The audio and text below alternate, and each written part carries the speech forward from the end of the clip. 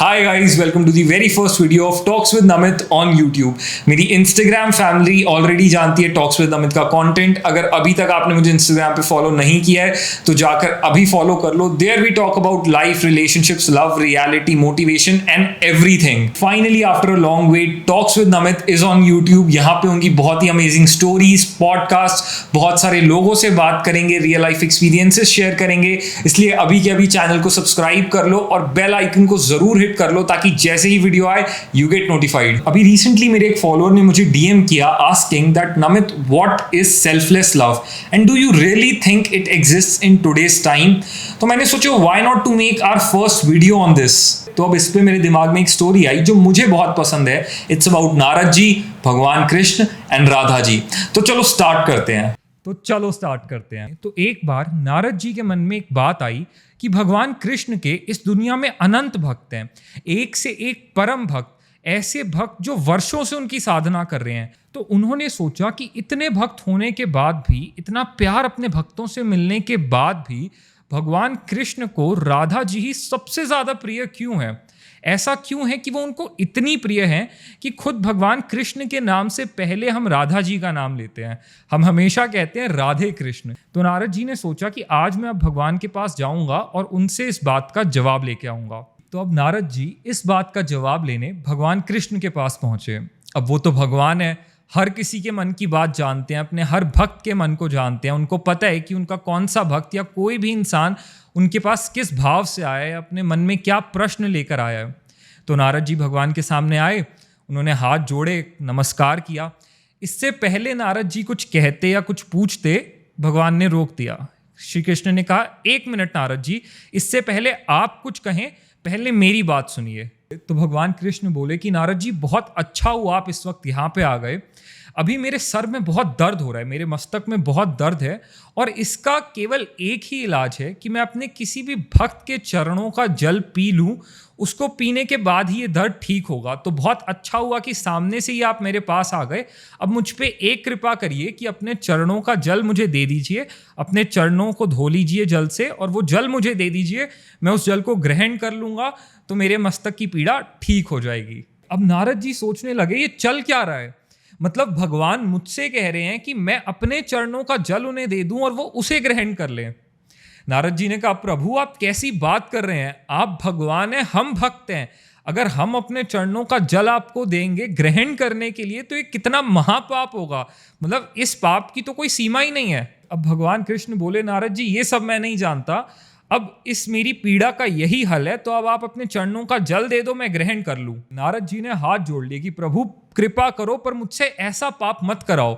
मुझे जन्मों जन्म के लिए नरक मिल जाएगा अगर मैंने अपने चरणों का जल आपको दिया. ऐसा पाप तो मैं किसी कीमत पर सोच भी नहीं सकता, करना तो बहुत दूर की बात है. तो भगवान ने कहा, नारद जी चलिए कोई बात नहीं, आप अपने चरणों का जल नहीं देना चाहते, आप एक काम करिए. आपने तो कितनी बार पूरे ब्रह्मांड का चक्कर लगाया हुआ है नारायण नारायण करते हुए, आपने तो पूरा ब्रह्मांड देखा है, आप चीज़ें जानते हैं.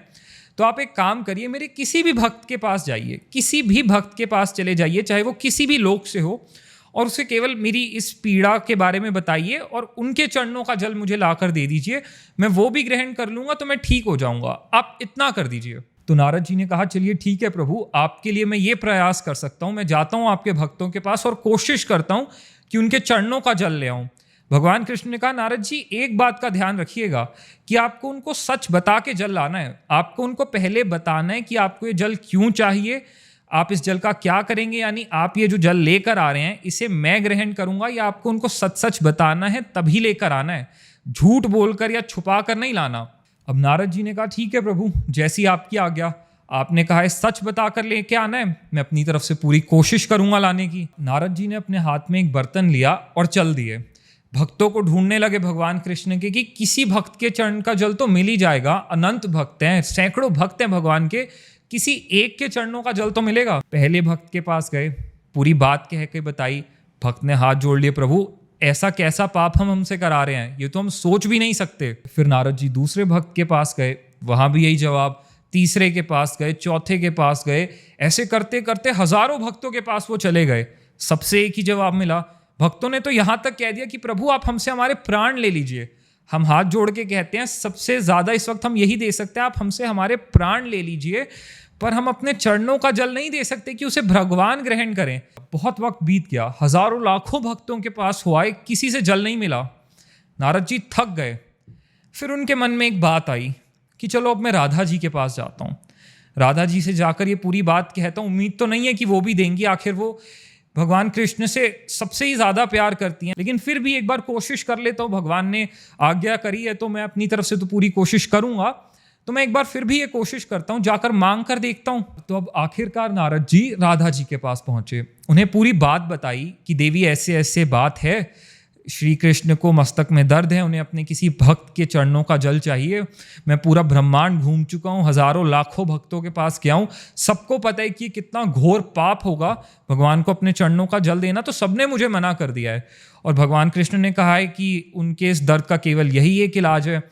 अब मैं आखिर आपके पास आया हूँ, मुझे उम्मीद नहीं है, मुझे पता है आप क्या उत्तर देंगे, लेकिन फिर भी मुझे लगा ये मेरा फ़र्ज़ है एक बार आपके पास आना, तो मैं आया हूँ आपके पास और मैंने आपको पूरी बात कह सुनाई है। तो ये पूरी बात सुनते ही राधा जी ने नारद जी के हाथ से वो बर्तन लिया जिसे वो लेकर घूम रहे थे, और उस बर्तन को लेकर वो अंदर गई। उन्होंने कहा, मुनि आप मुझे 2 मिनट दीजिए। वो अंदर गई, अपने चरणों को जल से धोया, उस जल को उस बर्तन में इकट्ठा किया और लाकर नारद जी को दे दिया कि नारद जी ये लीजिए जल, इसको कृष्णा के पास ले जाइए और कान्हा से कहिए इसको ग्रहण कर ले और इससे उनके मस्तक की पीड़ा ठीक हो जाएगी।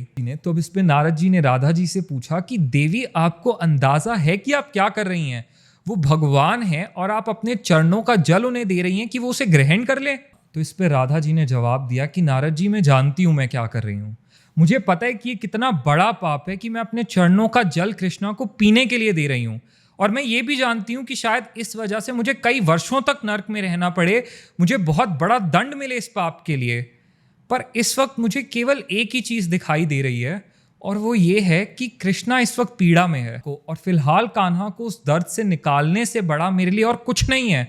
मुझे वो हर दंड मंजूर है, मुझे वर्षों तक नरक में रहना मंजूर है, मुझे सब मंजूर है, पर मैं अगले एक क्षण के लिए भी कान्हा को पीड़ा में नहीं देख सकती। उन्होंने कहा कि नारद जी ये केवल मेरे हिस्से का पाप है, इसका जो भी दंड होगा वो केवल मुझे मिलेगा, और अगर मेरे दंड भोगने से कृष्णा की पीड़ा ठीक हो जाती है तो आप कृपया करके अब समय नष्ट मत कीजिए।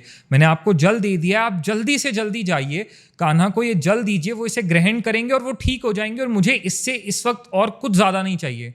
ये सब सुनने पर नारद जी की आंखों में आंसू थे, और वो समझ गए थे कि भगवान ने बिना उनके प्रश्न किए ही उनके प्रश्न का उत्तर दे दिया है। नारद जी ने वहीं हाथ जोड़े और अपनी आंखें बंद करी।